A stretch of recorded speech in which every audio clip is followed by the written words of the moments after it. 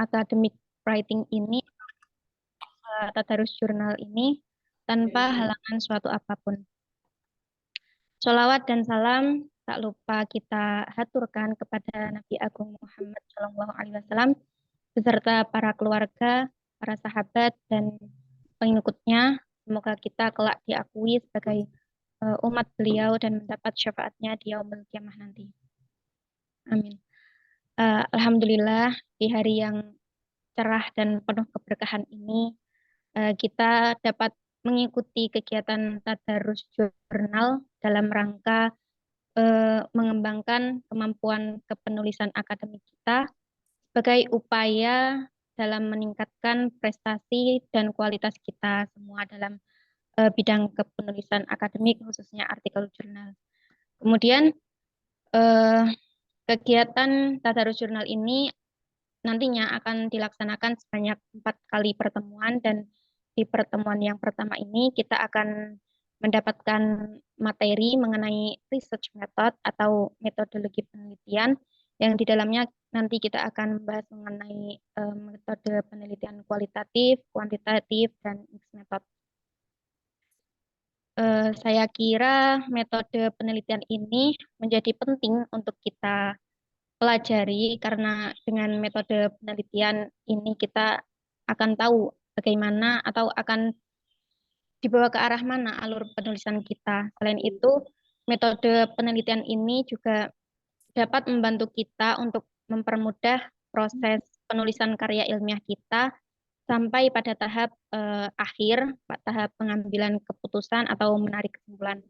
Dan tentunya dengan metode penelitian juga dapat memperkuat hasil temuan penelitian kita sehingga dapat diterima, dibuktikan, dan dipercaya. Untuk itu, panitia penyelenggara kegiatan ini mendatangkan narasumber yang saya kira sangat memahami di bidang tersebut, yang akan memberikan pemahaman kepada kita semua mengenai research method ini. Beliau adalah Ibu Nina Mariana Nur, Ibu Kaprodi sekaligus dan juga dosen di program studi interdisciplinary Islamic Studies pasca sarjana UIN Sunan Kalijaga. Beliau lahir di Pati pada bulan Juni 1976. Riwayat pendidikan beliau mengenyam pendidikan strata 1 di UGM dan lulus pada tahun 2000, kemudian melanjutkan S2 di UIN Sunan Kalijaga dan lulus pada tahun 2007, kemudian S3 di UGM dan lulus pada tahun 2016. Selain mengajar, Bu Nina ini juga aktif dalam komunitas, diantaranya JAI Yogyakarta, Serikandi Lintas Iman, dan juga Dian Intervide. Kemudian untuk karya-karyanya tentunya sudah nggak usah diragukan lagi ya. Beliau telah menuliskan buku, chapter book, artikel jurnal, dan karya ilmiah lainnya. Baik, tanpa berlama-lama lagi, langsung saja kita persilahkan Ibu Nina untuk memaparkan materinya mengenai apa itu metode penelitian kualitatif, metode penelitian kuantitatif, dan penelitian mixed method. Kepada Ibu Nina, waktu dan tempat kami persilahkan. Baik, terima kasih Mbak Iklimah. Bismillahirrahmanirrahim. Assalamualaikum warahmatullahi wabarakatuh. Waalaikumsalam warahmatullahi wabarakatuh. Asyhadu an la ilaha illallah wahdahu la syarikalah wa asyhadu anna Muhammadan abduhu wa rasuluh amma ba'd. Alhamdulillah, segala puji bagi Allah Subhanahu wa taala yang mengizinkan kita semua pagi ini dalam keadaan sehat jasmani dan rohani sehingga bisa bertemu secara online dalam acara workshop academic writing atau tadarus jurnal, karena bulan Ramadan jadinya tadarus ya, yang diselenggarakan oleh CSS Muragister Nasional, dan ini pesertanya setahu saya mengundang dari semua mahasiswa S2 CSS Mura. Yang kedua, sholawat serta salam kita panjatkan, kita sanjungkan untuk Nabi besar Muhammad SAW, Yang kelak tentu saja kita tunggu syafaat beliau di hari akhir. Kemudian yang ketiga saya mengucapkan terima kasih kepada panitia workshop metode workshop apa yang tadi tadarus jurnal gitu saja saya ingatnya ya, karena sudah memfasilitasi atau para mahasiswa dan juga melibatkan saya untuk berbagi di acara ini. Jadi saya diberi amanah oleh panitia untuk berbagi mengenai metode penelitian kualitatif, kuantitatif, dan campuran. Dan tentu saja ini kaitannya nanti dengan penulisan. Saya share screen.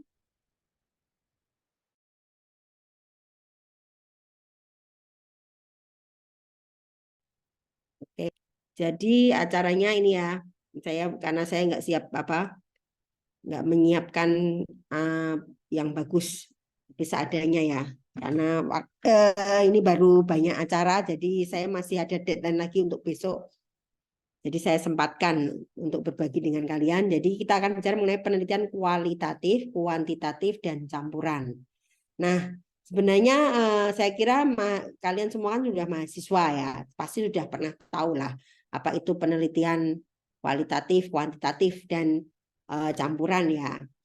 Jadi kalau istilah, kita kenal istilah dulu aja biar tahu bedanya antara kuanti, dan kuali ya. Jadi ini kenapa kuanti, kenapa kuali itu berkaitan dengan modus penelitian atau pendekatan penelitian. Jadi pada metodenya yang dipakai. Jadi bagaimana data dikumpulkan, bagaimana data dianalisis, dan juga jenis generalisasi dan penyajian data yang diperoleh tadi melalui penelitian. Itu kenapa disebut kuanti atau kuali, itu sebenarnya bedanya tuh di situ biasanya metodenya. Jadi bicara soal metode. Nah, secara ini saya langsung saja ya biar nggak terlalu banyak teoritis. Untuk tahu bedanya, sebenarnya kalau secara paradigma, kalau menurut Creswell, sebenarnya paradigma penelitian itu akan menentukan apakah penelitian itu menjadi penelitian kuantitatif ataukah menjadi penelitian kualitatif. Jadi kalau Creswell itu membagi ada 4 paradigma sebenarnya. Paradigma pertama itu yang post-positivis, worldview. Paradigma itu filosofinya, worldview-nya. Post-positivistik itu dia nanti jadinya penelitian-penelitian kuantitatif. Sedangkan yang transformatif dan konstruktif itu biasanya penelitiannya penelitian kualitatif.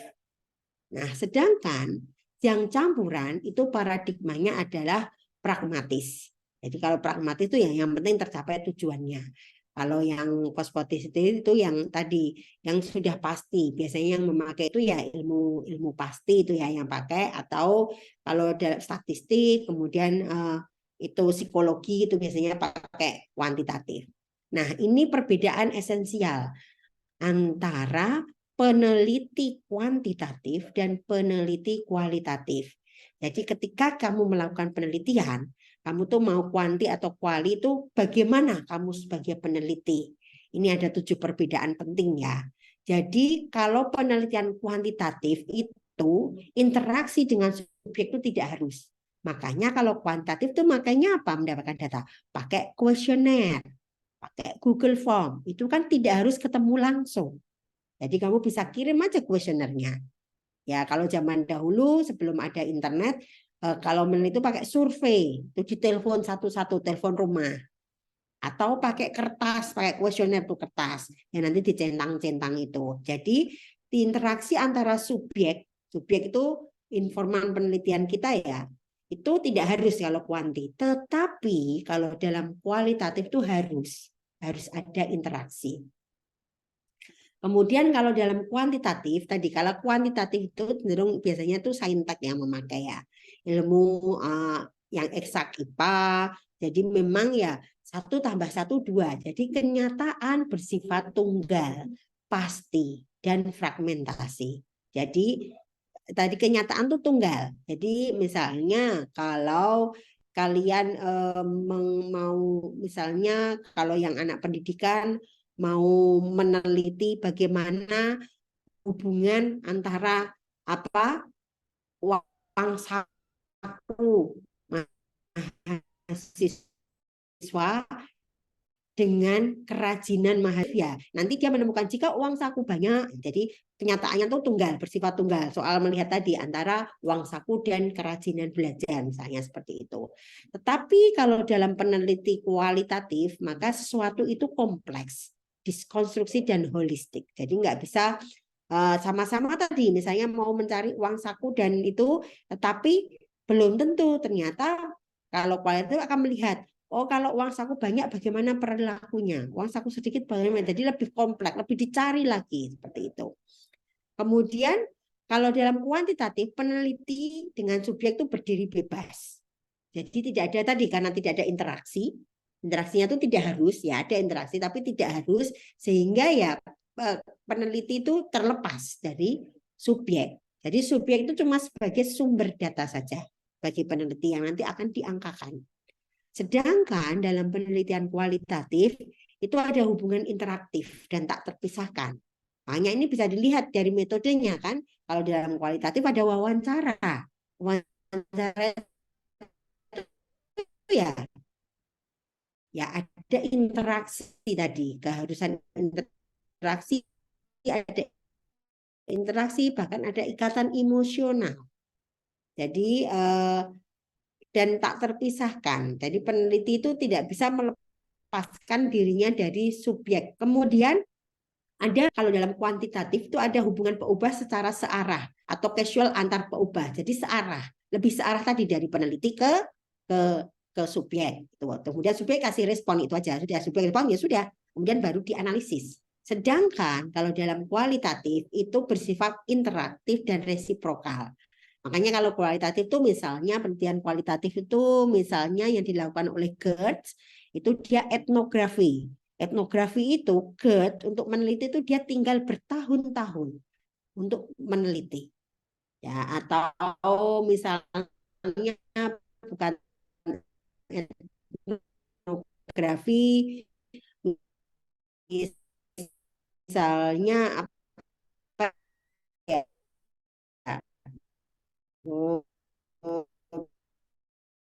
Penelitian yang kualitatif, participatory action research itu juga resiprok kuantitatif nilai. Hasilnya yakinnya ketemu dengan kuesioner, hanya ketemu dengan form-form, jadi bebas nilai. Jadi tidak dilihat apa, oh dia apa latar belakangnya itu tidak, karena sudah ditentukan dari awal. Kemudian Mohon maaf, sedangkan itu kalau dalam kualitatif itu ya tidak geser. ini slide-nya nggak jalan. Ya, Oh, sebentar, coba. Oh, bentar, saya ulang lagi berarti. Bentar. Masih gak geser? Sekarang udah geser belum, belum? masih belum, Bu. Oke, sebentar Mbak caranya. Oke, berarti mungkin saya harus. Kalau ini sudah kelihatan belum? Sampun, Bu. Oke, berarti kayaknya nggak bisa pakai slideshow ya. Ya udah gini aja. Oke, ini aja. Ntar ini tak tutup biar agak gede. Udah agak jelas ya. Ya, ini tadi saya sampai sini tadi ya. Jadi bebas nilai kalau dalam kuantitatif itu. Jadi tidak ada, dia tidak apa, karena dia sudah ada pedomannya ya sudah itu. Jadi data itu ya tidak terus dicari, oh kok dia begini kenapa, itu tidak sampai segitu kalau dalam kuantitatif. Sedangkan kalau kualitatif itu prosesnya syarat dengan nilai, malah harus syarat nilai. Kemudian tadi bedanya lagi kalau dalam soal pengujiannya, validitas dan reliabilitasnya, kalau dalam kuantitatif itu tadi instrumen ya dia harus diuji sebelumnya. Jadi instrumen itu harus diuji sebelumnya. Sedangkan dalam kualitatif itu malah justru validitas dan reliabilitas itu diperoleh selama proses pengumpulan data. Ya. Pendekatan lainnya, beda lainnya ini tadi, ini perbedaan lainnya ya antara kuantitatif dan kualitatif, yaitu asumsi tentang dunia. Tadi, ini sebenarnya tadi sudah saya sebutkan tadi. Jadi kalau kuantitatif itu positivistis, logik, bahwa dia melihat fakta sosial itu stabil. Hubungan-hubungan realitas tunggal itu stabil, terpisah dari perasaan dan keyakinan individu-individu. Jadi begitu ya. Sedangkan kalau kualitatif itu konstruktif, transformatif bahkan. Jadi beranggapan realitas itu tidak tunggal, tapi majemuk. Ada hubungan yang dinamik dan interaktif antar individu. Jadi realitas sosial itu buatan manusia dan dapat diubah oleh manusia. Makanya kalau kualitatif itu ada yang dia paradigmanya bisa konstruktif, bisa juga transformatif. Tadi transformatif, jadi dia tuh sesuatu tuh sebenarnya dinamis, bisa berubah. Itu asumsinya dulu tadi paradigma. Kalau tujuan dari tujuan perbedaan penelitian, kalau kuantitatif itu tadi untuk menentukan hubungan-hubungan dan menjelaskan sebab dari perubahan-perubahan yang terukur dalam fakta sosial. Ini kita bicara sosial ya, karena kebetulan setahu saya anak mau magister itu semuanya ilmu sosial ya. Tapi ada yang ilmu falak ya? Ada ilmu falak? Ada, Bu. Iya, kalau ilmu falak itu sebenarnya kuantitatif ya. Tapi kalau ilmu falaknya dia meneliti manusia ya bisa pakai kualitatif ya. Kemudian kalau penelitian kualitatif itu lebih peduli terhadap pemahaman mendalam tentang fenomena sosial dari perspektif partisipan atau subjeknya. Tentu saja diperoleh melalui partisipasi peneliti dalam kehidupan subjek. Tuh. Kemudian selanjutnya untuk metodenya tadi bedanya tuh begini sebenarnya. Kalau secara langkah, kalau saya untuk menjelaskan secara gampang itu, kalau kuanti itu persiapannya tuh sangat detail di depan. Tapi kalau kuali itu justru setelah dapat data dia di belakang kerjaannya lebih banyak lagi. Nah, makanya itu dalam metode penelitian kuantitatif digunakan prosedur dan langkah-langkahnya telah dilihat secara mantap. Jadi sudah disiapkan. Mau apa saja, variabelnya apa saja, kemudian instrumennya dibuat. Setelah itu semua diuji dulu instrumennya. Setelah diuji baru bisa untuk melakukan penelitian mencari data. Sedangkan dalam penelitian kualitatif itu strategi dan proses penelitian itu lebih fleksibel. Jadi begini, kalau kualitatif, oke, saya mau ini, kemudian bikin interview guide, panduan pertanyaan. Tapi panduan pertanyaan tadi itu tidak kaku. Tadi kalau kuantitatif kan panduan pertanyaannya kan sudah jelas dan itu diberikan ke semua responden. Kalau kualitatif itu cuma untuk pedoman, karena nanti ketika wawancara itu bisa berkembang. Jadi peneliti harus berinovasi, harus kreatif. Bagaimana biar dia bisa mendapatkan data. Oke, ini saya melanjutkan dulu yang kualitatif ya. Kalau kuantitatif nanti ada sebenarnya, tapi saya kualitatif dulu saja. Tadi ini sekaligus nanti saya jelaskan ini yang di layar mungkin kualitatif saja, tapi saya akan karena saya belum sempat tadi menjejerkan perbedaannya ya, tapi intinya itu tadi. Jadi untuk sampling, misalnya untuk sampling ya, ini yang di layar kualitatif. Jadi kalau di kuantitatif, sampling itu ditentukan karakteristiknya. Ya, jadi misalnya begini, ketika saya mau meneliti ulama, jadi kami dulu pernah melakukan penelitian tentang ulama dan negara bangsa di Indonesia tahun 2018, itu kami menentukan dulu yang kami maksud dengan ulama itu siapa. Dan kami berikan karakteristiknya. Kami tentukan samplingnya itu siapa saja yang disebut ulama. Maka kami menentukannya, kami maksud ulama yaitu yang pertama. Ulama itu yang dia lulusan pesantren dan punya jamaah. Intinya sebenarnya punya jamaah. Kemudian yang kedua, ulamanya ulama, oke, ulama tadi itu. Terus dari siapa? Kami tentukan harus ada dari NU, dari Muhammadiyah, dari Ahmadiyah, dari LDII, dari Syiah. Itu. Jadi samplingnya kami tentukan dan dihitung perwakilannya berapa sesuai dengan populasi.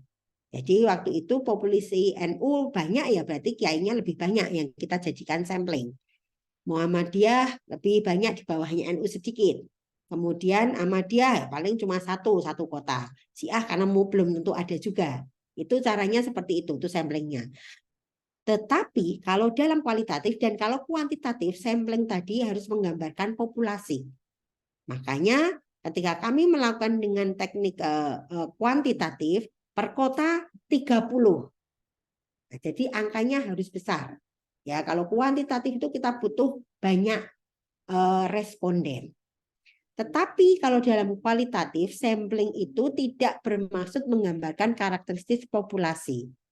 Makanya kalau dalam kualitatif itu kadang kita pakainya random sampling. Random ataupun purposive bisa, atau tetapi kita pakainya kadang snowball karena biar fokus ke itu tadi. Jadi terfokus pada fenomena yang bersifat kompleks, data dan informasi ditelusuri seluas-luasnya sesuai dengan variasi yang ada. Itu kalau kualitatif. Kalau kuantitatif tadi, kita pilihnya sampelnya tadi, punya syarat, kemudian berapa perwakilannya, terus diberikan pertanyaan yang sama. Itu tadi. Jadi informannya itu kalau dalam kualitatif, informan kunci itu harus sesuai dengan fokus penelitian. Dilakukan dengan sengaja, tak memasalahkan jumlah sampel. Ya, kalau kualitatif jumlah sampelnya itu tidak dipermasalahkan, tetapi kalau kuantitatif jumlah sampelnya itu harus benar-benar dihitung tadi. Ya, karena dia deduktif tadi. Nah, ini kriteria informan kunci kalau dalam kualitatif itu dia harus memang orang yang expert di bidangnya. Maksudnya expert itu ya bukan terus harus dokter itu tidak ya. Tetapi memang dia itu sudah cukup lama dan inisiatif menyatu dengan kegiatan yang menjadi informasi.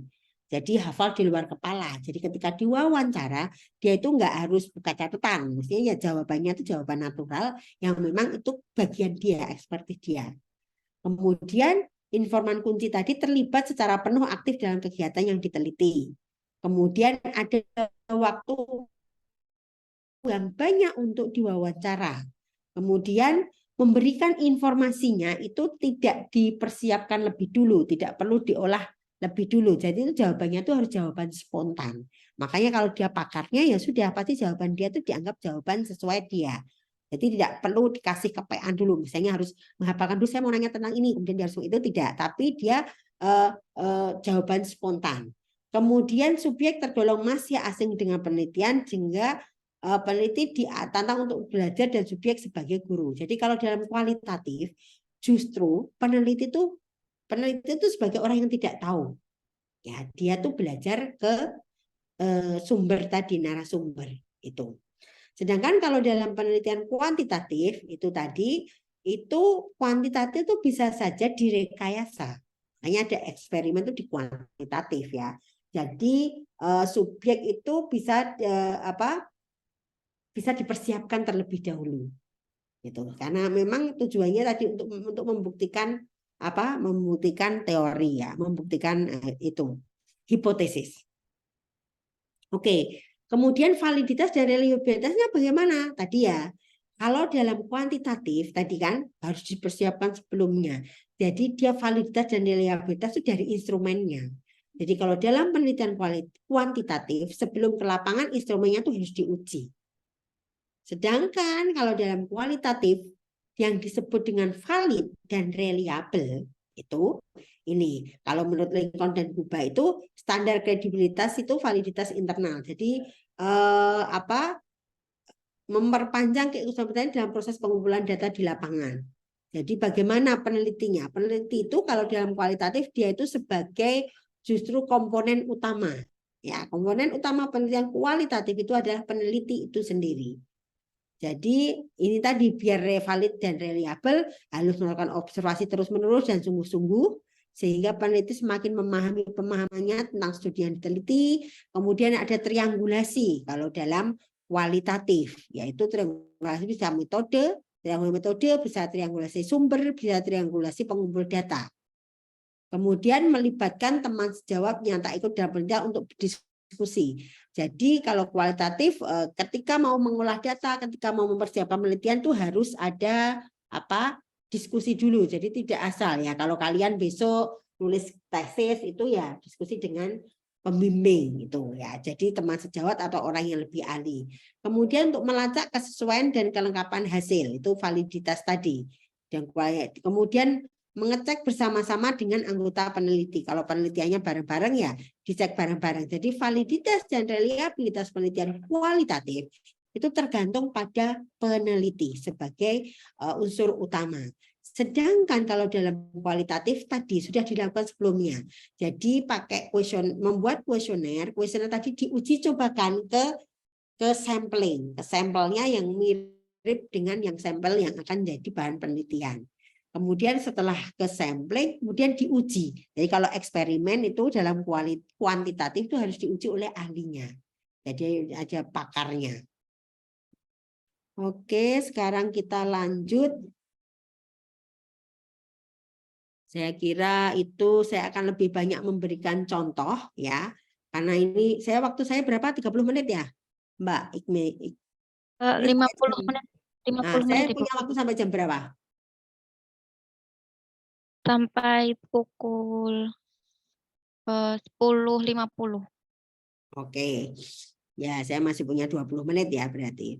Nah, kalau dalam data pengumpulan dan data analisis data kualitatif itu memahami, bukan menjelaskan. Jadi untuk memahami fenomena sosial sesuai dengan dunia pemahaman para pelakunya itu sendiri. Ya, ini metode pengumpulan datanya tentu saja dengan melakukan wawancara mendalam. Sedangkan kalau dalam kuantitatif, dia ya metodenya tadi bisa menyebarkan kuesioner, ataukah menyebarkan membuat survei, ataukah eksperimen juga bisa. Kemudian logika yang digunakan bukan deduktif verifikatif, tapi induktif abstraktif. Dari khusus ke umum, itu kalau kualitatif. Sedangkan kalau kuantitatif, itu dari umum ke khusus. Jadi dia deduktif. Ya, konseptualisasi, kategorisasi, dan dikembangkan atas dasar kejadian yang diperoleh ketika kegiatan berlangsung di lapangan. Teoritisasi memperlihatkan bagaimana hubungan antar kategori, sedangkan pengumpulan antara pengumpulan data dan analisis tidak mungkin dipisahkan. Jadi kalau dalam kualitatif, itu bahkan ketika kita sedang wawancara, itu sebenarnya kita juga sudah melakukan analisis data. Makanya kalau dalam penelitian kualitatif itu kan perlu bawa catatan sambil dicatat. Ketika misalnya kita menanyakan sesuatu yang sensitif, itu kalau spontan kan kelihatan apakah dia kaget, apakah dia kelihatan ragu-ragu atau apa. Itu sudah masuk dalam bagian analisis tadi ya. Kemudian, nah, teknik analisisnya ya, kalau teknik analisisnya di kuantitatif itu banyak memakai perangkat biasanya, pakai SPSS ya. Jadi langsung dimasukkan saja karena dia kalau kuantitatif itu kan sebenarnya pendapat tapi diangkakan. Nah, angka tadi yang ngumpul kemudian diolah. Dan nanti sudah ada kalau angka segini jadinya seperti ini. Jadi seperti yang kami lakukan ketika meneliti ulama, kami membuat tadi yang karena itu kan menganggap kita pasti gitu kan. Jadi kita pilih, kita kategorisasi. Jadi kita mengkategorisasi ulama jadi 5 range misalnya. Dari mulai yang konservatif, dari yang bentar gangguan mengantuk. Dari mulai yang jadi kita membuat kriteria progresif, kemudian konservatif, jadi konservatif, kemudian jadi tengahnya itu moderat. Jadi di tengahnya itu ada moderat. Setelah moderat kalau ke kiri itu lebih ke moderat, kemudian progresif, bahkan sampai ke liberal. Tetapi untuk kasus ulama kami berhenti sampai ke progresif.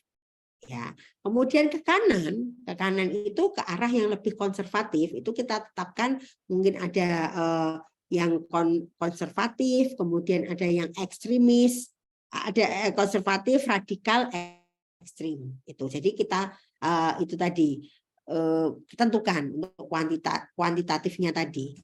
Kemudian makanya kalau dalam teknik analisis kualitatif itu strateginya salah satu atau bersamaan. Bisa saja deskriptif kualitatif atau verifikatif kualitatif dan atau memberikan gambaran bagaimana alur logika analisis datanya. Jadi kalau dalam analisis kualitatif dia akan menjelaskan ini deskriptif kualitatif atau verifikatif kualitatif ya. Kemudian dalam kualitatif kita tidak menutup kemungkinan dari menggunakan data kuantitatif. Jadi kalian jangan pernah berpikir, kalau ini ya, misalnya yang senang kualitatif, apa itu penelitian kuantitatif? Penelitian kok kayak gitu. Sedangkan yang orang kuanti bilang penelitian kok isinya ngomong tok, isinya borang. Gitu. Jadi tidak kalian jangan seperti itu karena kedua-duanya sama-sama secara ilmiah itu bisa diterima. Ya. Kemudian tadi ketika dalam kualitatif itu peneliti itu harus istilahnya terbuka ya untuk update harus terbuka kalau dinamikanya naik turun itu harus, bahkan kalau dalam penelitian kualitatif bisa saja kita niatnya dapat data A tetapi ternyata kita nggak dapat A tapi dapat data B dan yang lebih menarik itu. Jadi kalau kualitatif itu di lapangan itu juga akan sangat dinamis. Ini dalam tentu saja dalam kedua penelitian mau kuali kuanti itu dia harus memenuhi 3 syarat: objektif, sistematis, dan generalisasi. Ya ini untuk kualitatif. Jadi kalau kuanti jelas kan dia tadi tidak mau mendekat dengan responden ya dia memang justru objektivitas itu yang utama. Kemudian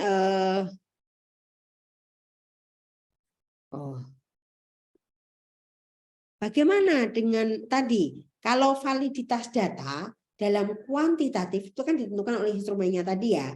Nah, kalau dalam kualitatif itu untuk menentukan dia valid atau tidaknya tadi itu harus memakai triangulasi data. Tadi saya sebutkan ya, biasanya teoritis, data, metode investigasi atau analisis. Dan triangulasi data itu juga macam-macam, mau triangulasi sumber atau yang apa, seperti itu. Nah, sekarang saya akan memberi contoh saja dalam artikel ya, bagaimana penelitian kualitatif itu ditulis dalam artikel, bagaimana penelitian kuantitatif itu ditulis dalam artikel. Nah, ini saya memberikan contoh kalau sudah jadi artikel ya. Ini pertama yang kuantitatif dulu. Oke, karena kita bicaranya di sini kan belajar menulis artikel. Oke, sebelum sampai situ, kalau mixed method itu bagaimana Bu? Ini kalian begitu ya bertanya-tanya ya. Sebentar. Saya kok tiba-tiba rasanya ngantuk sekali. Bahaya ini. Saya bisa ngomong sendiri tanpa sadar ini. Ya, jadi ini ada sebuah penelitian kuantitatif. Karena kalian kan ada yang dari mahasiswa halal, jadi saya sengaja milih topik tentang halal. Ini bagaimana ditulis di artikel. Nah, bisa macam-macam caranya, bisa juga seperti ini yang jelas di depan dia bilang ini kuantitatif. Ya kan? In the anatomy of non-Muslim consumers halal fashion buying behavior, a quantitative approach. Ya, jadi anatomi customer non Muslim dalam anatomi dari perilaku membeli non Muslim dalam membeli halal fashion ya. Jadi ini dan dia langsung ngomong a quantitative approach. Jadi kamu bisa kalau dalam kuantitatif, kalau dalam artikel itu bisa langsung disebutkan aja kuantitatif atau kualitatif ya. Nah, ini abstraknya. Dalam abstrak itu harus menggambarkan latar belakang atau tujuan, kemudian metode yang digunakan dalam penelitian, kemudian temuan dan tambahi kalau itu sebenarnya tambahi limitasinya juga. Oke.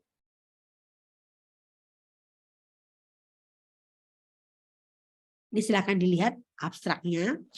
Ini abstraknya, ini berdasarkan template ya, berarti ya. Maaf, Ibu. Sudah kelihatan nggak? Belum. Loh. Tertutup slide-nya. Nggak pakai slide memang saya ini Mbak. Bentar. Saya tadi belum share screen, ding.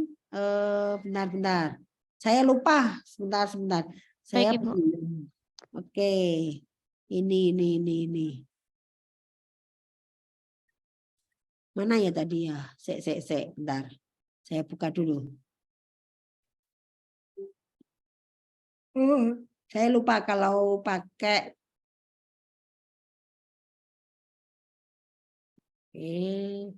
Sebentar, saya share screen lagi. Oke. Nah, sudah kelihatan sekarang? Sudah, Ibu. Oke. Jadi kalau dalam menulis artikel, kamu tuh bahkan bisa nulis di judul quantitative approach, pendekatan kuantitatif. Pendekatan kuantitatif ke apa? Ke topik tersebut kan gitu. Nah, ini dilihat caranya dia menulis begini, bisa langsung titik 2 quantitative approach. Jadi pembaca tuh nggak usah repot-repot ini kuantitatif apa kualitatif karena kamu sudah menjelaskan. Jadi ketika ada orang lain mau melakukan kajian pustaka, dia bisa menemukan dengan mudah ya. Nah, ini dilihat. Sudah kelihatan ya. Nah, abstraknya. Ini saya ambil dari Journal of Islamic Marketing-nya, Islamic Marketing. Nah, di sini dalam abstrak itu tulis tujuan, latar belakang dan tujuan. Jadi nggak usah banyak-banyak, 2 kalimat saja, 1 atau 2 kalimat. Kemudian desain penelitian, metode yang di metodologinya bagaimana, pendekatannya bagaimana. Ya, itu di abstrak. Kemudian langsung resultnya, hasilnya apa setelah ngomong tadi metodenya. Ya, kemudian kekurangan dari riset tersebut itu apa? Dalam abstrak itu bisa disebutkan juga. Kemudian soal orisinilitas itu juga perlu. Kalau dalam ini kuanti ya, contoh kuanti. Sekarang saya akan menyontohkan, bentar, yang mana? Kuantitatif ya, kualitatif. Nah, ini, aduh saya pilek. Kualitatif tadi lah.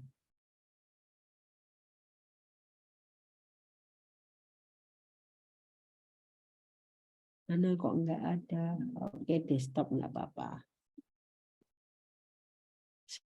Sudah kelihatan? Sudah, Ibu. Yang apa? Yang kelihatan?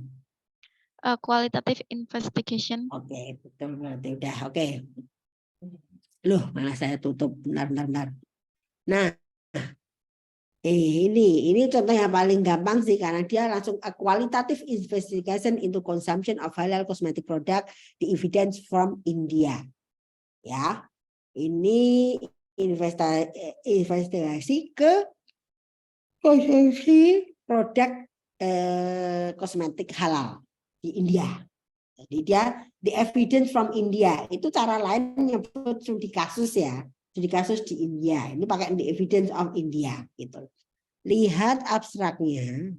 Ini karena aturan dari jurnalnya ya dia purpose-nya disebutkan, desainnya ini disebutkan. The author carried out qualitative research ini jadi disebutkan.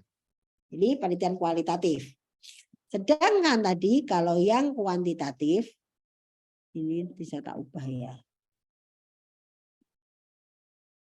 Oke, sedangkan kalau yang kuantitatif ini dia kalau kuantitatif itu biasanya teorinya tuh dia meminjam dari penelitian sebelumnya. Jadi bisa mengadaptasi kemudian diadaptasi ataukah dimodifikasi ya.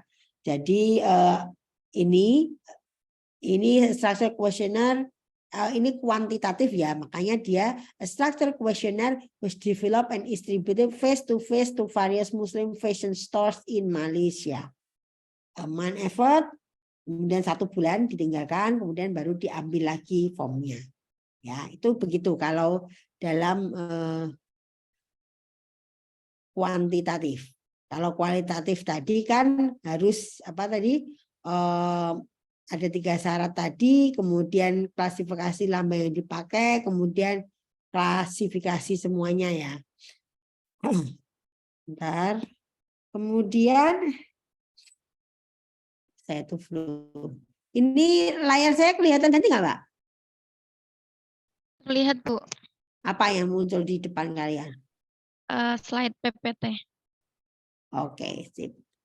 Oke, sekarang kita balik lagi ke slide PPT saya. Oh iya, bentar, bukan balik ke PPT. Saya tuh mau memperlihatkan contoh ya, biar langsung enak, gampang tuh untuk contohnya tadi ya. Sudah kelihatan sekarang di layar apa? Sudah, Bu. Contoh jurnal. Oke, ini kuantitatif approach ya. Kita lihat, sekarang kita cermati. Ini bicara latar belakang, ya sudah bicara latar belakang, kemudian tentang latar belakangnya, kemudian ini cerita konteksnya, kenapa di Malaysia ini di sini, karena di Indonesia tuh ternyata apa ya? Ternyata ya memang digembar-gemborkan tentang halal, tapi ternyata tidak banyak orang Indonesia yang care, yang peduli ya dengan itu. Jadi oke, jadi ini dia meneliti. Tadi kan contohnya ini kan, dia tuh kuantitatif. Tadi dia meneliti bagaimana behavior, perilaku non-Muslim yang membeli produk halal. Bukan produk halal ini, halal fashion, bahkan baju-baju halal gitu ya. Nah, ini kita lihat sekarang isinya apa toh di artikel ini, ada pendahuluan, kemudian sekaligus ini pertanyaan ya. Pertanyaan itu tidak harus seperti ini, bisa masuk di dalam paragraf. Kemudian dia mulai memberikan konteks mengapa perlu meneliti di Indonesia. Jadi kamu kalau mau meneliti mendapatkan bantuan penelitian itu ya kamu harus memberikan konteks mengapa penelitian itu penting ya. Ini dia mengatakan bahwa ini memberikan latar belakang dulu bagaimana perkembangan halal industri, kemudian di New York, Singapura semuanya bahkan sudah punya yang produk halal ya. Kemudian dia merambah ke Malaysia. Jadi studi-studi banyak itu ini di kajian pustaka. Jadi bedanya kajian pustaka di artikel sama di tesis itu di banyak katanya. Tetapi sebenarnya secara konten itu sama. Ya, secara konten itu sama dan apa-apa saja itu loh tadi di itu. Kemudian ini kita lihat metodenya ya. Ini dia baru latar belakang, kemudian dia ada literatur review, kemudian dia ini kajian teorinya, the concept of halal, kemudian halal fashion, kemudian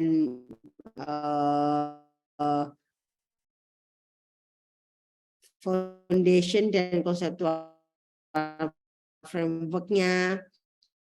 Nah, saya mau melihatkan ke tadi metodenya. Metodenya di mana ini? Ini dia kuantitatif. Oke, ini hipotesisnya. Kemudian teori, dia pakai teori ini juga soal fashion, soal culture, dan soal umur. Nah ini, di sini nih loh. Ini ya, yang saya blok. Jadi ini kalau dalam artikel pasti selalu ada disebutkan metode penelitian yang dilakukannya dan dijelaskan khusus, walaupun nggak harus banyak ya, karena di artikel ya, yang lebih banyak tuh harusnya diskusinya, resultnya. Jadi dia ini tadi sampling tadi loh. In this study, only non-Muslim buyers of halal fashion constitute the population. Karena dia mau meneliti tentang orang non-Muslim yang membeli barang-barang Muslim. Misalnya dia non-Muslim tapi dia beli jilbab, atau dia non-Muslim tapi dia beli baju panjang karena harus kuliah di UIN misalnya begitu ya. Jadi ini kalau di sini non-Muslim buyers khusus. Jadi samplingnya itu jelas kalau dalam kuantitatif dan jumlahnya banyak. Ya, apply to segment. Jadi karena memang untuk segmen itu membagi dan menguji hipotesis. Nah, ini yang dilakukan nih pertama ini. Kemudian lanjut data primer yang dikoleksi melalui data primernya dikoleksi dengan ini self administrative face to face method. Jadi peneliti datang kemudian memberikan kuesioner, kemudian responden mengisi. Itu self administrative maksudnya peneliti benar-benar turun sendiri. Kemudian setelah tadi second stage atau langkah selanjutnya itu dengan sampling. Sampling itu makanya perlu official sampling frame yang untuk strategi samplingnya seperti apa? Apakah cocok dengan frame yang berbeda dari populasi yang bermacam-macam tadi? Itu seperti itu kalau ini dia lanjutnya ya.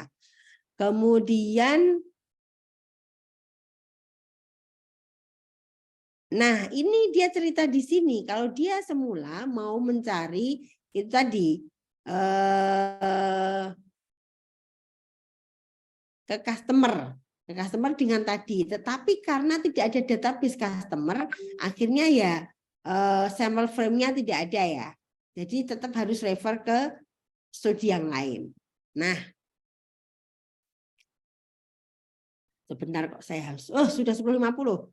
Oke, saya lanjut ya. Ini tadi ya, cara penulisannya seperti ini, Mbak. Kalau di dalam papernya ya, ini. Jadi langkah-langkahnya itu dijelaskan. Walaupun ini bahkan sampai sini ya, teknik itu gunanya apa.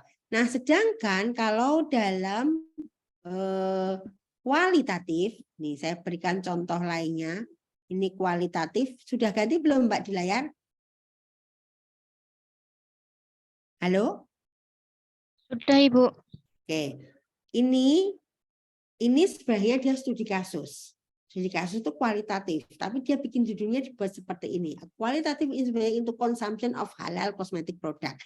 The evidence of from India itu bisa saja begini sebenarnya. Penelitian mengenai penelitian kualitatif mengenai konsumsi halal dan produk kosmetik yang halal. Studi kasus di India, sebenarnya bisa begitu. Kita lihat di mana dia nulis metodologi. Kalau di abstrak jelas dia harus nulis. Ini dia pakai kualitatif dengan melakukan FGD dan in-depth interview. Kemudian bagaimana antara misalnya di 3 lokasi itu dilakukannya sama-sama atau beda-beda. Ini disebutkan dilakukannya bareng biar mendapatkan pendapat yang lebih mendalam.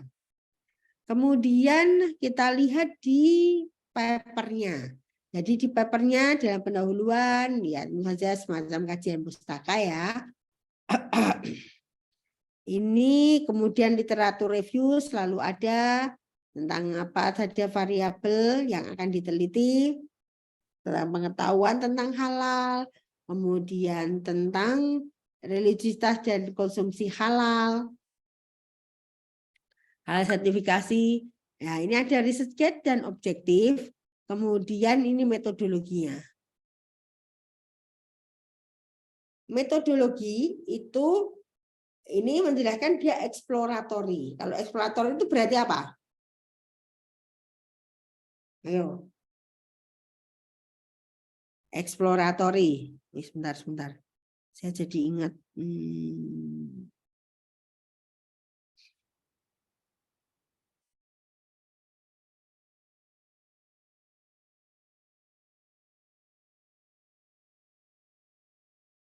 Bentar.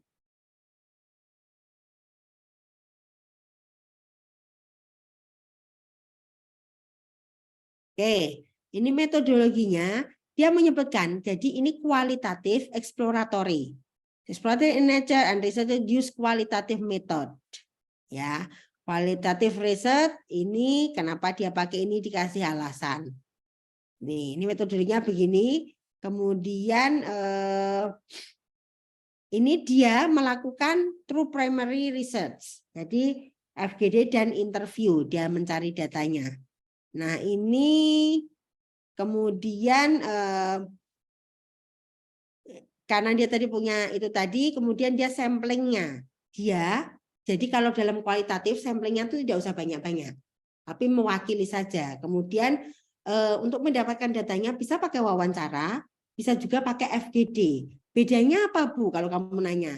Kalau wawancara itu face to face satu dengan lawan satu ya wawancara. Kalau FGD itu sekaligus dikumpulkan jadi satu, terus mereka diajak diskusi tapi dengan panduan tadi, panduan pertanyaannya. Jadi satu pertanyaan dilempar ke semua. Itu seperti itu. Kemudian ini contoh kualitatif ya. Oke, protokol nggak perlu. Oke, ini pakai in-depth yang kedua. Kemudian samplingnya yaitu dia tentu saja karena dia tadi meneliti tentang produk halal kosmetik. Berarti yang dijampling siapa? Yang diwawancara siapa? Halo? Ada yang tahu? Kalau saya mau meneliti tentang perilaku non-muslim yang mengkonsumsi produk halal. Itu berarti saya wawancara siapa? Non-muslim, Bu. Non-muslim, Bu. Ya, non-muslim yang melakukan itu kan. Jumlahnya berapa?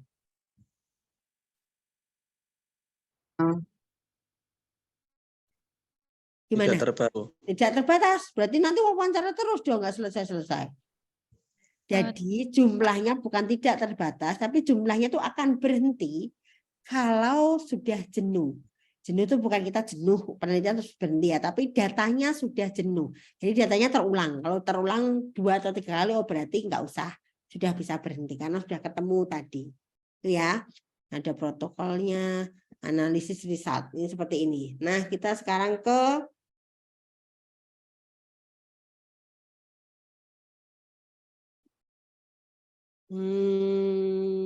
ini mixed method. Kalau mixed method itu sebenarnya dia tadi paradigmanya itu yang penting ada hasil. Nah ini coba kita lihat. Dia halal Malaysia Brand Equity Mishap, false recognition of brand recognition using mixed method approach. Ini penelitiannya pakai mixed method. Ini kalian yang anak-anak kajian halal bisa kirim ke jurnal ini, saya kira lumayan juga jurnalnya dan dia bicara banyak soal halal. Oke, ini kita lihat metodologinya. Ya, ini metodologinya. Jadi pakai exploratory, mixed method, based on a mixed method approach using approach-nya mixed method, tapi sebenarnya dia kualitatif. Itu. Oke, saya kira itu saja. Saya lebih suka kalau ada pertanyaan. Ternyata kalau saya ngomong terus, saya juga selain saya haus, saya juga jadi mengantuk. Ini piye? Ternyata saya sudah nggak share screen lagi ya tadi, Mbak. Maaf. Nggak fokus. Silakan, saya lebih suka pertanyaan saja. Jadi kalau lebih bertanya tuh kadang kan lebih kasuistik, lebih gampang. Baik, terima kasih Bu Saya Nina. meresponnya. Terima kasih Mbak Iklima. Kembalikan ke Mbak Iklima. Ya, terima kasih Bu Nina atas pemaparan materinya. Jadi itu ya teman-teman, baru saja kita telah mendengarkan uraian dan penjelasan yang sangat luar biasa dari Ibu Nina mengenai metode penelitian. Tentu saja yang disampaikan oleh Ibu Nina ini sangat bermanfaat untuk kita semua. Saya beri ulasan sedikit mengenai pemaparan materi yang baru saja kita terima. Jadi di antara penelitian kualitatif dan kuantitatif itu setidaknya terdapat 7 perbedaan esensial. Di antaranya kalau penelitian kuantitatif itu kita tidak harus berinteraksi langsung dengan subjek penelitian karena kita bisa melakukan melalui survei atau kuesioner. Sedangkan kalau dalam penelitian kualitatif kita harus melakukan penelitian secara langsung pada subjek baik melalui wawancara, observasi, FGD dan lain sebagainya. Kemudian beberapa perbedaan lainnya saya kira teman-teman sudah menangkap semua ya. Selanjutnya pada tadi kita juga sudah diperlihatkan bagaimana contoh-contoh penerapan metode penelitian pada artikel jurnal. Yang mana pada langkah teknis penelitian kualitatif itu kita harus menentukan bagaimana karakteristik dari subjek penelitian kita, kemudian pada teknisnya kita dapat menentukan bagaimana strateginya, apakah akan kita narasikan dalam bentuk deskriptif kualitatif atau verifikatif kualitatif atau dan sebagainya. Baik, itu saja. Selanjutnya kami buka sesi tanya jawab ya. Kami beri kesempatan untuk 3 penanya terlebih dahulu. Silakan. Izin tanya, Bu. Ya, Ya, silakan. silakan. Mohon disebutkan nama sama ini ya, Mas. Instansinya. Ya, tapi saya izin tidak on cam ya, Bu ya, karena Ya. berantak. Oke, karena sambil tiduran. Enggak, Bu, enggak. Ini duduk ini, Bu. Asli.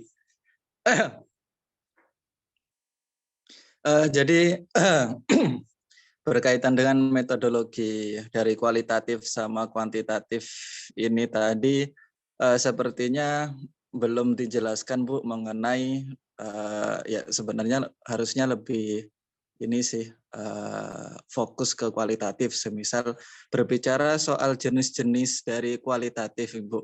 Bagaimana kita bisa mencocokkan, ini kan kualitatif itu banyak jenisnya, ada yang dasar kualitatif, terus etnografi, studi kasus, dan lain sebagainya.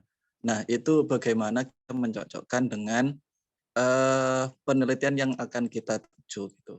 Terus yang kedua, semisal penelitian kita di abstrak itu tadi kalau di artikel luar itu kan simpel banget ya, Bu ya. Tinggal tulis tujuan ini gimana, terus metodologinya apa, terus kesimpulannya gimana gitu. Semisal kalau di artikel kita sendiri dibuat seperti yang ada di luar itu, artikel luar negeri itu, bisa nggak, Bu? Boleh nggak, Bu? Atau di Indonesia punya kriteria sendiri gitu? J, matur nuwun. Baik, selanjutnya monggo Mas Yuga. Tanya Bu Nina. Tadi sempat disinggung Bu Nina. Sebentar, tadi Yuga, sekarang Yoga atau yang tadi siapa? Tadi Yusuf Yusuf. Setiawan, Bu. Ya. Oke, ya. Silakan Mas Yuga. Ya Ibu tadi sempat menjelaskan, sempat menyinggung bahwa di dalam penelitian kuantitatif identik dengan sampel banyak. Tapi kan kalau saya terkendala jadi rencananya awalnya saya ingin membuat yang kuantitatif. Tapi setelah saya mengumpulkan data semuanya itu kurang apa ya? Kurang datanya itu kan berserakan di per kabupaten namanya. Pokoknya konteksnya di. Nah, itu apakah bisa minimal sampel itu dari, kan ada yang menyebutkan minimal sampel itu bisa dari 10 kali indikator, atau ada yang juga menyebutkan paling kecil 1:4 sampai 1:10 indikator itu. Apakah bisa menggunakan itu? Saya juga pencerahan terkait nanti pengambilan data dan analisis yang buat mix metodenya itu seperti apa, Bu? Kan biasanya yang sering dijelaskan itu ada yang explanatory, sequential, dan sebagainya itu, tapi yang lebih aplikatifnya itu seperti apa? Saya kalau dari penjelasan yang deskriptif itu kurang menangkap. Oke. Selanjutnya silahkan Mas Fadil Mubarak.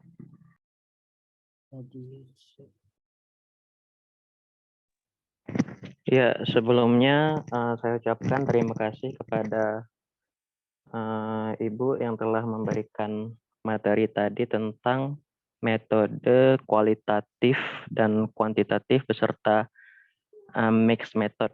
Ya, kebetulan Bu, saya sebelumnya perkenalkan, saya Fadil Mubarak dari Pasca Sarjana Universitas Islam Malang. Jadi kebetulan Bu, penelitian saya ini untuk tesis nanti ya, itu menggunakan qualitative approach. Jadi saya akan meneliti di lapangan, sebagaimana Ibu katakan tadi bahwa kalau kualitatif kan harus langsung terjun ke lapangan, harus berinteraksi dengan informan dan masyarakat yang ada di lapangan tersebut. Nah, pertanyaan saya ini kira-kira minimalnya berapa lama Bu peneliti harus berada di lapangan agar bisa menyelesaikan sebuah penelitian begitu Bu. Terima kasih. Terima kasih untuk para penanya. Kita sudah mendapatkan 3 pertanyaan. Mungkin boleh langsung dijawab, Bu Nina. Oke, terima kasih pertanyaannya Mas Yusuf, kemudian yang tadi Yusuf Setiawan, kemudian yang ini tadi Mas Fadil ya. Ya. Mas Fadil dan Mas Yuga. Ya. Oke. Ini saya menjawab yang pertanyaan Mas Yusuf sekaligus nyambung dengan pertanyaan Mas Fadil ya tadi. Jadi kalau Mas Yusuf nanya, Bu, belum ya, memang karena waktunya sedikit Mas, saya mau menjelaskan semuanya bingung, harus kuanti, kuali, campuran, cuma setengah jam tuh nggak ngomong kemana-mana, nggak jadi ngomong kemana. Tadi saya kasih judul contoh artikel ya. Jadi gini, belum tahu yang etnografi ataukah studi kasus atau apa. Tadi Mas Yusuf tanya itu ya. Jadi ya memang kalau dalam kualitatif itu memang ada macam-macam ya bentuknya, tapi sebenarnya prinsipnya sama. Prinsipnya tuh sebenarnya penelitian itu kan sama. Jadi etnografi itu apa ya? Etnografi itu ketika kamu mau tahu meneliti perilaku suatu kelompok, suatu komunitas.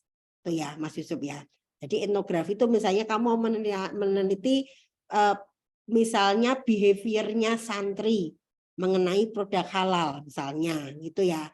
Seperti itu. Jadi perilaku, lebih ke perilaku atau mau ingin tahu bagaimana budaya santri. Budaya itu etnografi maksudnya ya. Kemudian ada fenomenologi. Kalau fenomenologi itu lebih melihat bagaimana pemaknaan dari subjek. Hanya kayak punya GERD itu dia fenomenologi.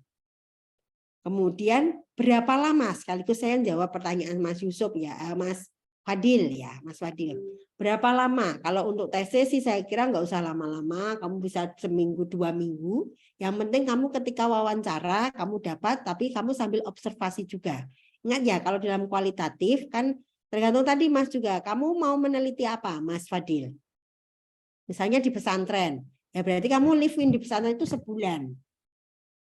1 bulan, karena apa? Kalau dalam penelitian kualitatif itu kita sambil ketika melakukan wawancara, kemudian kita tuh juga sambil observasi, melihat situasinya, ini bagaimana.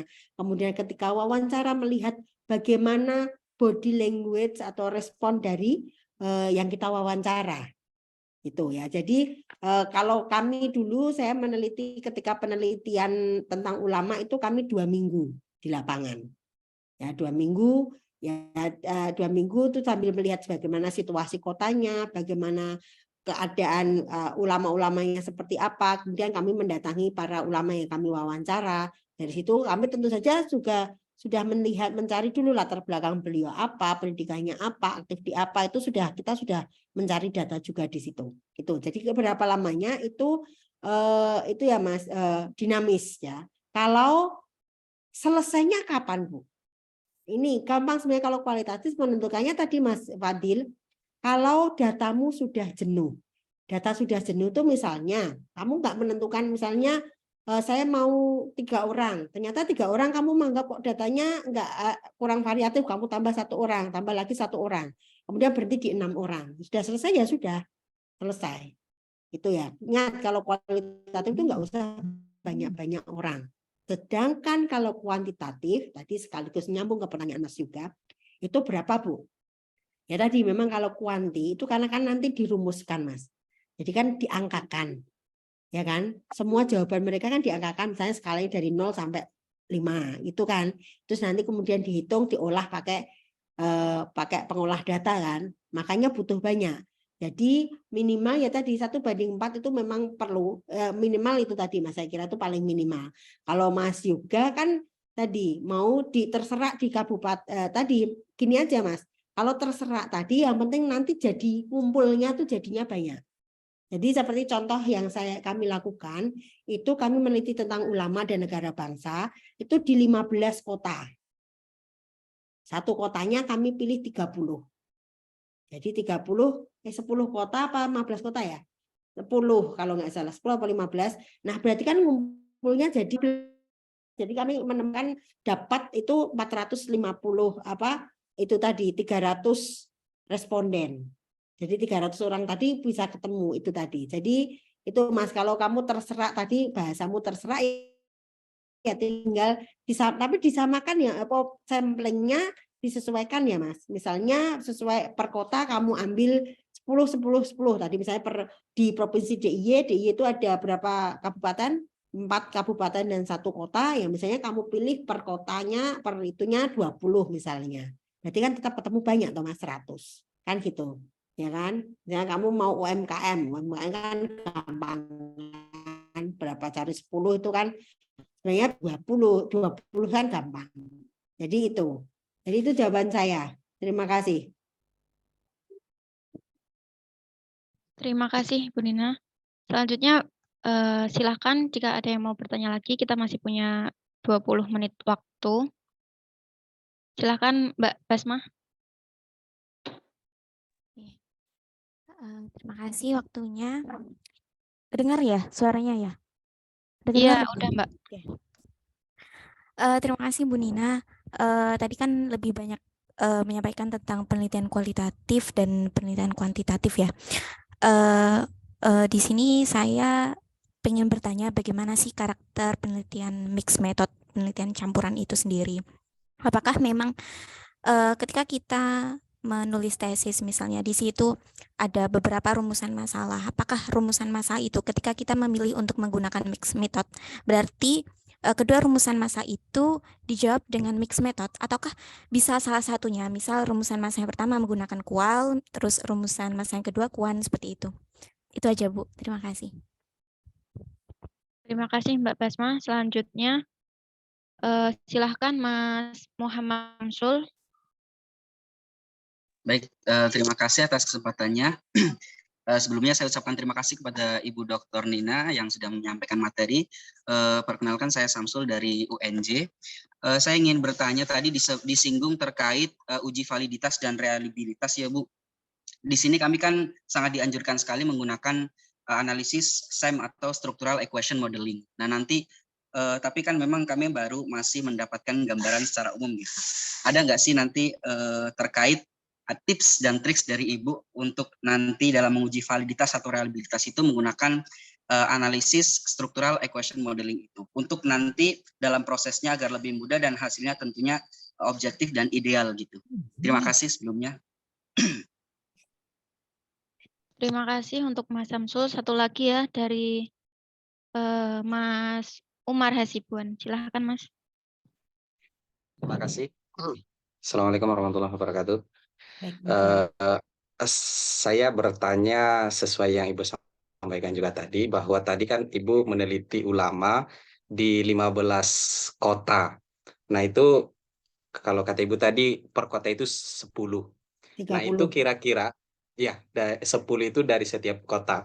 Berarti kira-kira itu apakah yang 10 itu bisa merepresentasikan hasil penelitian itu?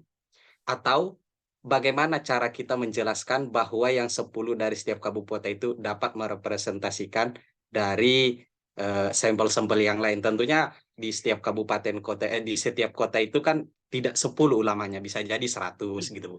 Ya, kira-kira begitu Bu. Baik, terima kasih untuk semua penanya kita. Mungkin Bu Nina bisa langsung menjawab Bu, silahkan. Baik, terima kasih. Tadi pertanyaan pertama dari Mbak Basma, ya mixed method itu bagaimana? Jadi kalau mixed method itu paradigmanya kan dia yang penting tujuan tercapai, kan gitu. Jadi terus rumusan masalahnya bagaimana Bu? Ya otomatis pasti ada rumusan masalah yang harus dijawab dengan kualitatif dan rumusan masalah yang harus dijawab dengan kuantitatif, Mbak Basma. Misalnya gini, yang pertama berarti kalau kualitatif itu kan lebih eksploratif ya. Jadi bagaimana? Nah, biasanya kan bagaimana biasanya itu lebih ke bagaimana, tapi dia nggak ada kata-kata yang pengaruh gitu. Tapi kalau yang kuantitatif itu ya bagaimana pengaruh A terhadap B, misalnya begitu. Tapi kalau itu lebih bagaimana pendapat atau bagaimana perspektif ulama mengenai bla bla bla, misalnya seperti itu. Itu berarti kan kualitatif. Jadi biasanya memang begitu Mbak. Kalau mixed method itu pasti ada rumusan masalah yang memang harus dijawab oleh keduanya. Oleh kedua harus dijawab melalui kuali dan kuanti. Begitu. Jadi kayak itu ketika kami meneliti ulama sekaligus nyambung ke pertanyaan Mas Mas Umar, Mas Tarmizi Umar Hasibuan, namanya panjang jadi dia namanya ganti-ganti ya. Itu kami melakukannya 30 Mas per kota. Jadi ketika menyebar kuesionernya itu 30. Dan dari 30 tadi samplingnya tentu saja berbeda setiap kota. Berbedanya tergantung populasi. Ingat ya. Jadi kan kami kan sudah bikin kriteria dulu tadi ya. Yang kami sebut ulama siapa saja. Oh, ulama dari NU, ulama dari Muhammadiyah, kemudian dari kalau kayak di kan tiap kota berbeda kan karakteristiknya. Ya, tapi yang disebut ulama kan pasti mereka sudah punya kesepakatan sendiri kan. Jadi kita pakai ulama yang menurut mereka, tapi kita sudah membuat definisinya. Termasuk ulama itu termasuk dosen. Itu kita sebut ulama, dosen di UIN, dosen di IAIN, itu juga termasuk ulama. Dan kami tambah juga termasuk yang sekarang tren, yang dia tidak pernah mondok, seperti kalian, tetapi dia punya follower banyak. Misalnya sosmed, itu kan banyak kan.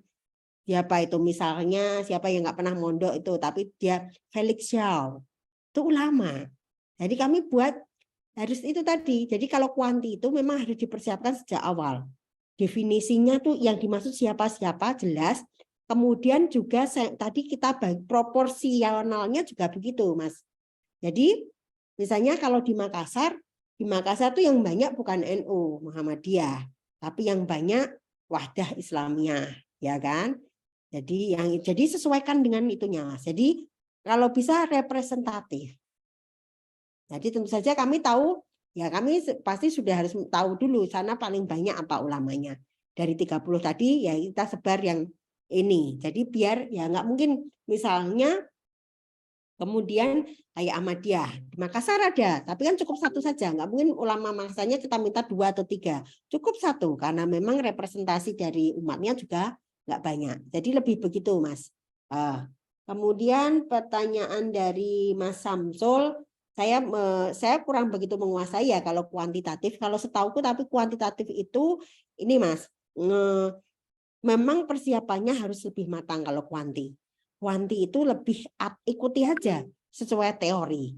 Dari teori tadi kemudian di breakdown jadi instrumen. Ya, jadi item instrumen tadi jadi item-item itulah ya. Nanti kalau pakai struktural itu kan tinggal dimasukkan kan. Tinggal dimasukkan ke pengolah datanya sebenarnya. Tapi memang yang agak lama di situ, Mas. Nah, nguji validitasnya itu bagaimana? Pakai pakar. Jadi kalau dalam kuantitatif itu memang sebelum kita terjun ke lapangan, itu kita meminta pakar untuk menilainya, valid dan reliabilitasnya. Itu, Mas. Jadi nanti tentu saja kalian akan dibantu. Saya kira kalau itu pasti ada pakar yang dia akan membantu kita membaca itu tadi loh, Mas, membaca kuesionermu. Jadi sudah itu enggak sesuai itu tidak. Jadi nanti ini valid tidak, itu nanti akan satu-satu. Kalau enggak valid ya itu nanti kemudian kamu uji cobakan. Jadi sebelum dipakai beneran tuh uji coba ke yang tidak akan menjadi subjek penelitian. Di uji coba nanti biasanya akan ketemu jawabannya, nanti akan ketemu oh item ini lemah, dicoret, hilang. Gitu. Jadi kalau taktiknya bagaimana, memang kamu harus benar-benar memahami teorinya tadi dulu, kemudian di breakdown jadi item-item. Itu Mas Samsul.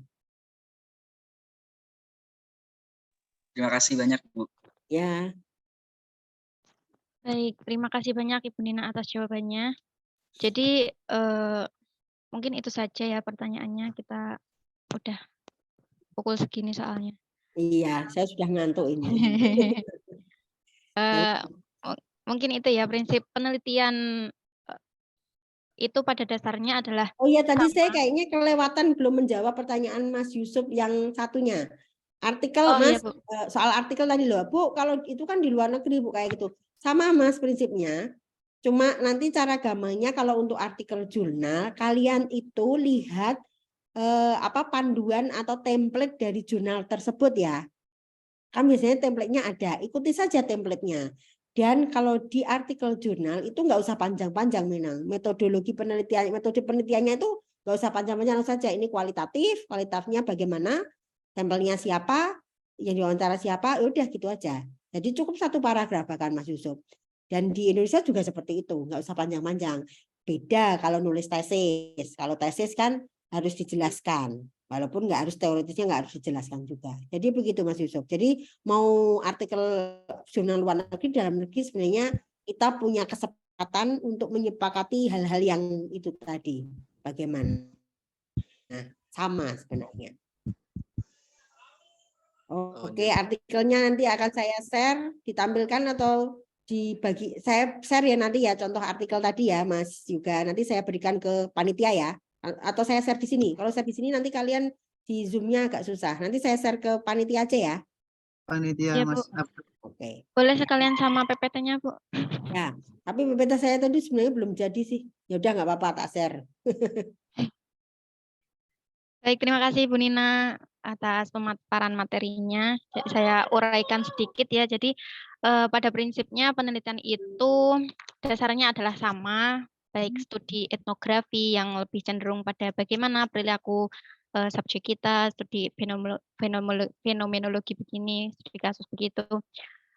Dan berapa lamanya penelitian kita itu harus dilakukan itu waktunya dinamis hingga data kita sudah jenuh dan dapat menjawab permasalahan yang ada pada penelitian kita. Kemudian untuk jumlah subjeknya kalau kuanti itu tidak perlu banyak-banyak, yang penting cukup menjawab, dan pada kuantitatif itu perlu kita rumuskan dahulu berapa jumlahnya, dan bisa jadi jumlahnya sampelnya itu sampai ratusan ya, banyak. Mungkin itu saja Bu Nina. Terakhir mungkin ada closing statement. Oke, jadi closing statement-nya begini. Sebenarnya prinsip penelitian itu sama. Ya, prinsip penelitian itu sama. Tinggal nanti cara pendekatannya ya mau kuali, kuanti, metode, mix metode itu ada tapi prinsipnya sama. Kemudian pesan saya begini, menjadi peneliti itu bisa salah. Kita kan manusia ya, kadang kita bisa salah mengambil data, tetapi kita tidak boleh bohong. Peneliti bisa salah, tetapi tidak boleh bohong. Saya itu aja pesannya. Baik, terima kasih Bu Nina.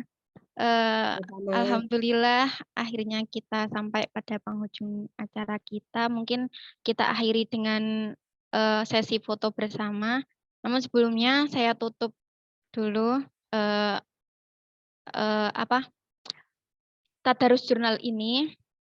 Dari saya sebagai moderator banyak salah kata, hilaf, mohon maaf sebesar-besarnya. Saya akhiri, wabillahi taufiq wal hidayah. Wassalamualaikum warahmatullahi wabarakatuh. Waalaikumsalam warahmatullahi wabarakatuh. Selanjutnya sesi foto, silahkan siapa? Mas Abror mungkin? Oke. 2 kali ya Mas, formal dan non formal. Ya kan ini 2 layar juga, jadi 2 kali karena 2 layar toh ini. Iya. Kan jumlahnya berkurang tadi perasaan 34 kok jadi 30. Oke, 1, 2, 3.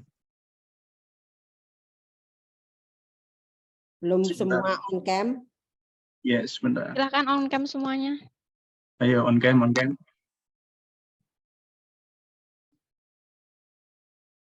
Bentar lagi, 1 lagi. Mbak Nur jam-jam tuh dibalik Mbak, kamu menghadap jendela, jangan membelakangi jendela. 1, 2, 3. Oke, sudah. Oke, Baik, terima kasih. Terima kasih. Saya Nina. live dulu ya. Ya, terima kasih teman-teman semua Selamat yang udah dilanjutkan hadir, artikelnya. mengikuti sampai akhir. Terima kasih, Bu. Terima kasih, Mas Yuga. Terima kasih admin. Terima kasih penyelenggara, panitia. Yuk, bukber online, bukber online. Mokel online, mokel online. Ada kan ya? Mix method. Tanya Oke, yang baru Mas, mokel. izin live ya, Mas. Iya. Mix takjil.